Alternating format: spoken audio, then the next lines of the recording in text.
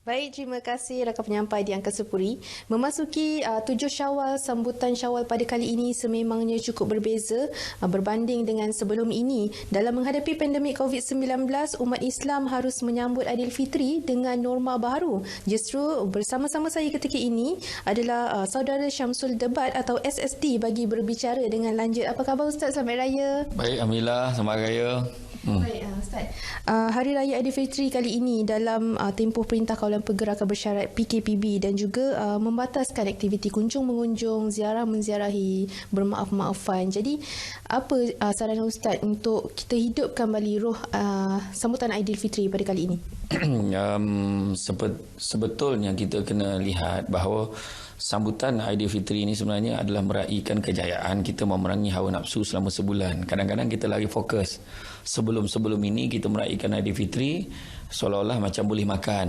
Kita boleh jumpa ramai kawan-kawan kita bergembira dengan segembira-gembiranya, makan segala mana yang boleh makan, lemang berbuluh-buluh makan, tapi sebenarnya adalah meraihkan kejayaan kita adalah meraihkan kita berjaya mengawal hawa nafsu kita selama sebulan.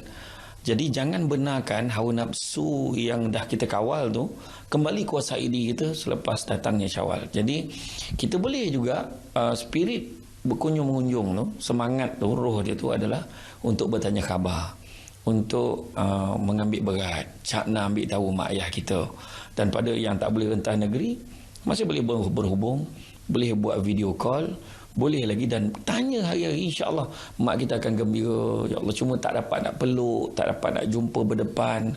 Tetapi jangan kita jadikan itu alasan untuk kita tidak bergembira.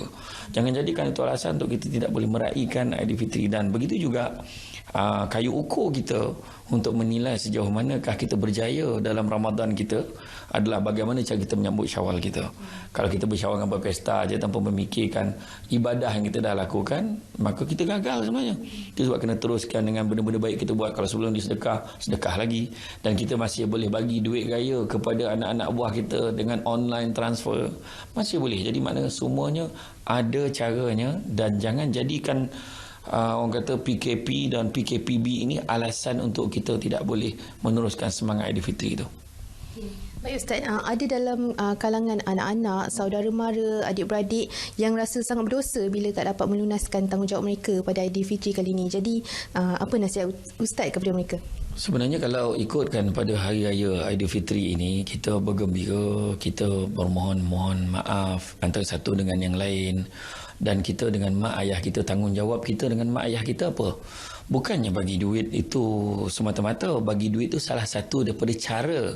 Tetapi yang sebenarnya adalah menggembirakan hati ibu dan ayah kita.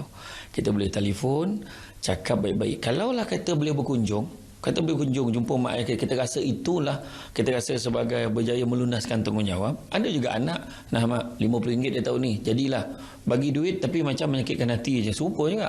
Jadi lebih baik kita ambil kesempatan ini, hubungi mak kita, cakap kata-kata baik-baik. Mak, Alung rindu sangat kat mak. Mak macam mana pun tak boleh nak balas jasa mak, minta maaf kalau salah silap Alung dah transfer dah duit raya kat mak, sekarang tak dapat nak balik kampung mak sebabkan perintah kawalan pergerakan ni. Tapi macam mana pun mak, Alung sentiasa tak putus-putus doakan kesejahteraan mak. InsyaAllah mak berakhir je PKP ni Alung balik kampung. Jadi kata-kata yang macam ni sebenarnya beri semangat. Mak faham, mak kau ingat mak pun, mak dah cukup baik dah. Mak tak apa, kau tak bagi duit pun tak apa. Mak pun hari-hari doakan anak mak supaya kerja baik-baik, jangan hilang fokus dan sebagainya. Macam tu lah. Baik Ustaz Tahir, sekiranya PKPB dilanjutkan selepas 9 Jun hadapan, jadi apa nasihat Ustaz agar tempoh ini dapat terus dimanfaatkan oleh orang ramai? Selepas saja PKPB ni, kalau dilanjutkan maknanya teruskan ikut SOP, patuh arahan perintah kerajaan, kerana arahan pemerintah bila kita patuh pun dapat pahala. Dan begitu juga apa yang kita buat ni adalah untuk pastikan kemaslahatan orang ramai.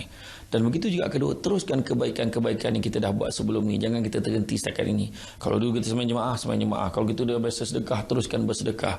Kita nampak orang susah selama ni kita tolong, maka dalam bulan ini pun kita teruskan membantu satu dengan lain. Ambil berat. Kalau boleh kita buat kebajikan-kebajikan yang kita tak pernah buat sebelum ni pun, kita buat saja sebab inilah peluangnya, kita tak tahu Kita tak tahu masa kita sampai bila dan peluang dan kesempatan yang ada kita manfaatkan dengan sebaik-baiknya. Baik, terima kasih banyak Ustaz. Sama. Baik, sekian saja dahulu Lintas Langsung Cerita Pagi dari Negeri Sembilan. Kembali ke Angkasa Puri.